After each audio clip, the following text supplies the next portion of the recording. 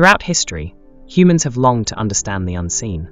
We crave to know more about what lies beyond the veil, the spiritual realm, the heavenly hosts, and their mysterious interactions with mankind.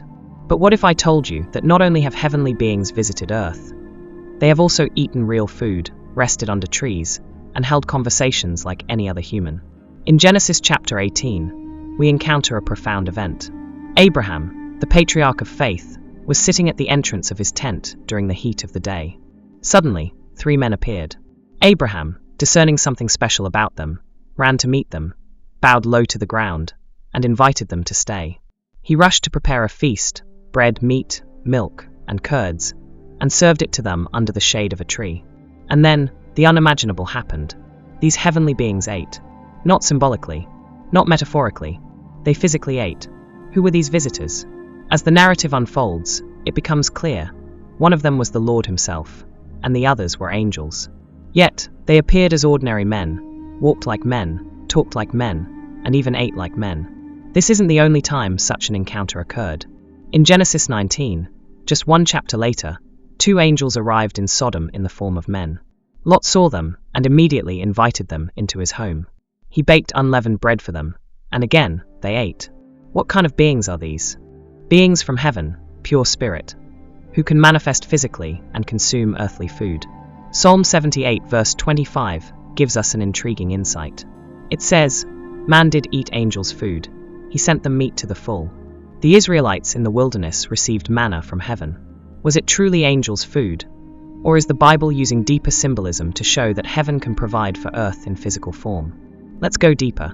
In Judges chapter 13, Manoah and his wife were visited by a man of God. His appearance was fearsome, but he spoke and behaved like a man. He revealed that they would bear a son, Samson. After giving the message, he ascended in the flame of the altar before their eyes, and Manoah realized they had seen an angel of the Lord face to face. Again, a divine being manifested like a man. This being walked, talked, and even delayed to speak and receive offerings. These encounters suggest something profound. Heavenly beings, though spiritual in nature, can manifest in physical form. They can interact with humans on our level. They can eat. They can sit. They can walk. They can touch. In Daniel chapter 10, Daniel describes a glorious being who appeared to him by the river. This being looked like a man, but his face was like lightning, his eyes like torches of fire, and his voice like a multitude. Daniel's strength left him, yet this being touched him, lifted him up, and spoke words of comfort. Over and over, we see a pattern. Angels, messengers from the realm of glory, are not restricted by our physical laws. They are able to take on bodies that function like ours. This is more than just appearance. They interact with our reality fully. Hebrews 13 verse 2 confirms this mystery when it says, "Do not forget to entertain strangers, for by so doing, some have entertained angels unawares." This verse doesn't say might entertain. It says have entertained. It confirms that some people have unknowingly interacted with angels, because these heavenly beings appeared so human, they were indistinguishable. Think about that for a moment.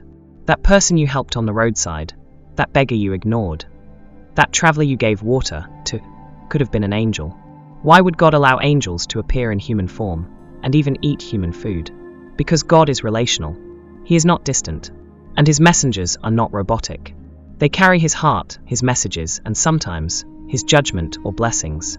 Their interaction with mankind is personal, physical, and real.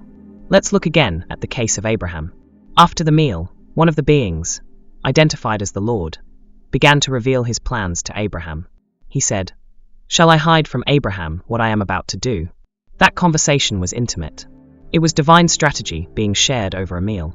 The physical act of eating in the Bible often signifies covenant, intimacy, and connection. When angels eat with men, it's not just about food. It's about divine human fellowship. It is heaven kissing earth in a mysterious, physical form. This should change how we see the spiritual realm. Angels are not far, floating, mystical beings made of mist. They are capable of interaction. They can walk through your door and sit at your table. They can eat your bread, speak a blessing, and vanish without a trace. In Revelation 22 verses 8 to 9, when John fell at the feet of an angel to worship him, the angel said, "See that you do it not. I am your fellow servant." What a humbling statement. A heavenly being identifying himself as a servant, just like you and I. So how should we live in light of these truths? First, with awareness. You are not alone. The supernatural realm is more real than we often acknowledge. Second, with kindness. Every stranger could be a test. Every guest could be divine. And third, with reverence. We serve a God who is not afraid to enter our world, to sit with us, and even to eat with us. From Genesis to Revelation, God's messengers have walked among us. They've sat at our tables, shared meals, and revealed divine plans. The next time someone unexpected shows up in your life, pause, look again, and remember the ancient words. Do not forget to entertain strangers, for by so doing some have entertained angels unawares. If this episode opened your eyes to a deeper layer of scripture, be sure to subscribe, like, and share this video with others. There is more, much more. In our next video, we'll explore another mystery, the Divine Council, when God meets with other heavenly beings to make decisions about the earth. Stay curious, stay watchful, and never stop searching for the ancient whispers that still echo from eternity.